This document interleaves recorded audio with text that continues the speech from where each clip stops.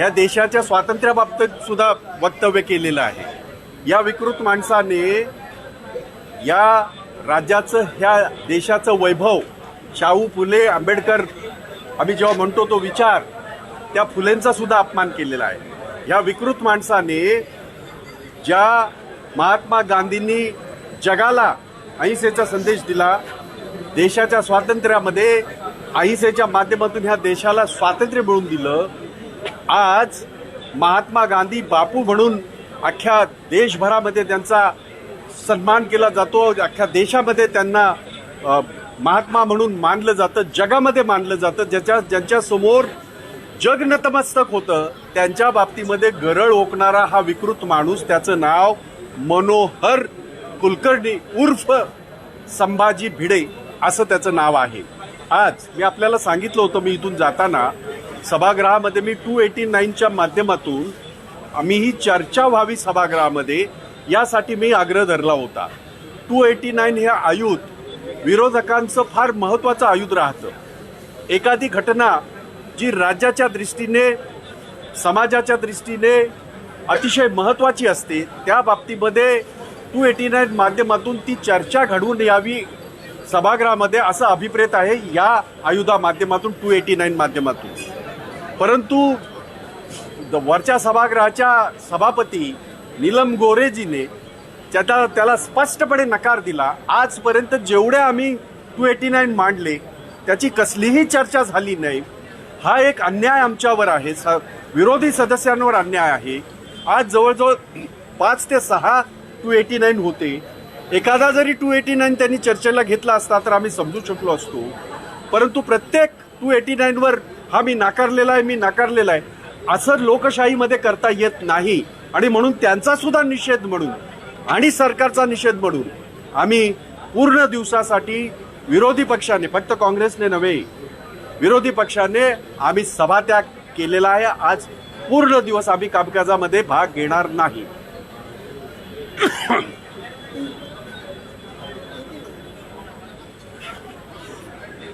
मैंने आज सुबह सदन में जाने के पहले मैंने यहाँ कहा था कि जो हमारे आयुध हैं, जिनके माध्यम से हम सभागृह में, सदन में राज्य की कोई बात हो, मुंबई की कोई बात हो, देश की कोई बात हो, कोई घटना हो, जिसकी वजह से देश का नाम बदनाम हो, जिसकी वजह से देश के नागरिकों के कहीं न कहीं उनके जो अधिकार है उनका हनन हो, तो वो मुद्दे उठाए जाते हैं ऊपरी सदन में 289 के माध्यम से।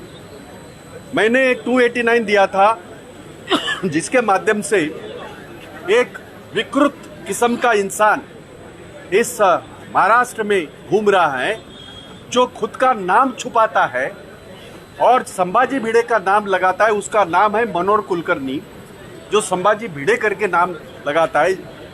जिस इंसान को खुद का नाम लगाने से शर्म आती है, वो इंसान हमारे महाराष्ट्र में, छत्रपति शिवाजी महाराज के महाराष्ट्र में, शाहू फुले आंबेडकर के महाराष्ट्र में महात्मा गांधी का अपमान करता है, महात्मा फुले जी का अपमान करता है, यहाँ तक कि वो देश के आज़ादी के ऊपर सवालिया निशान खड़ा करता है और बहुत सारे जो हमारे महानुभाव उनका अपमान करता है, और वो पूरी तरह महाराष्ट्र में घूमता है।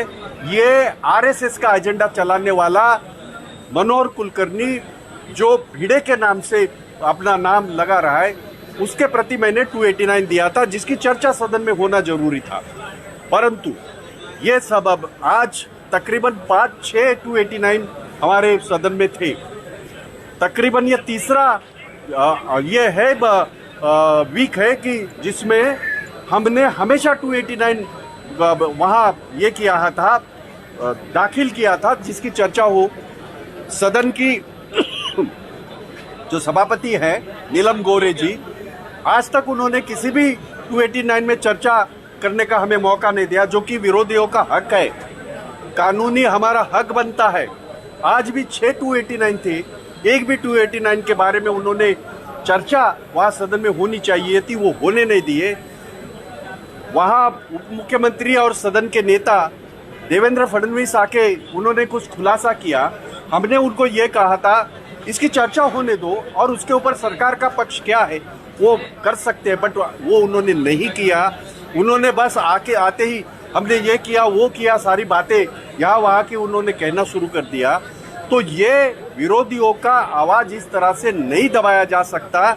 हम सारे विरोधी, कांग्रेस हो, राष्ट्रवादी हो, शिवसेना हो, हम सारे विरोधी ने आज ये जो उनका ये रहा एक सभागृह में जिस तरह का उन्होंने निर्णय दिया सभापति ने, उसके खिलाफ हम लोगों ने आज पूरा दिन सदन में हम लोगों ने ये किया, वॉकआउट किया है। सदन में हमने आज किसी भी कामकाज में हम लोग हिस्सा नहीं लेंगे। को बार-बार प्रोटेक्ट क्यों किया जा रहा है और भारतीय जनता पार्टी ये कहती है कि हमारे पक्ष का कोई भी सदस्य नहीं है, हम इसको प्रोटेक्ट नहीं कर रहे।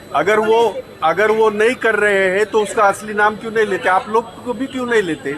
आप ही का जिक्र किया उन्होंने, आपने जो दिखाया, ये मनोहर कुलकर्णी ने जो बातें वहां की थी, अमरावती में पहुंचा था, बाकी सब जिलों में जाके जो ये जिस तरह का ये जो जहर घोल रहा है वो हमारे महाराष्ट्र के समाज में, उसके खिलाफ इन्होंने उसके ऊपर कड़ी कार्रवाई क्यों नहीं की? ये सारी बातें पिछले हफ्ते से चल रही है। सरकार किस बात का इंतजार कर रही है? आज जो देवेंद्र फडणवीस कह रहे थे 153 पार्ट 2 से हम उनका ये करेंगे, कौन सी मेहरबानी है? अरेस्ट क्यों नहीं किया? नोटिस बजाई का मतलब क्या होता है? जिस तरह का काम वो, जिस तरह का पाप ये मनोहर कुलकर्णी उर्फ संभाजी भिडे कर रहा है, ये पूरे महाराष्ट्र में महाराष्ट्र को बदनाम करने की बात कर रहा है। उसके कहने से बहुत सारी वहाँ हमारे यहाँ स्थिति गंभीर होते जा रही है। हमारा युवा जो है इस महाराष्ट्र का, जो हालांकि शाहू फुले अम्बेडकरी विचारों का युवा है, ये छत्रपति शिवबा की धरती है, उसमें इस तरह का पाप जानबूझ के जो कर रहा है उसके ऊपर कार्रवाई इसके पहले क्यों नहीं हुई? और अभी तक कार्रवाई नहीं हुई, नोटिस बजाइए है, ये क्या मतलब हुआ? इस तरह का कोई भी राज्य के खिलाफ, सरकार के खिलाफ और किसी महात्मा के खिलाफ अगर बात करता है तो उसके ऊपर तुरंत अरेस्ट होना चाहिए, जो नहीं हुई है। इसके लिए ये सरकार, ये शिंदे फडणवीस और अजित दादा सरकार उसको ये कर रही है, ये मनोहर कुलकर्णी उर्फ संभाजी भिडे को प्रोटेक्ट कर रही है, ये मेरा आरोप है।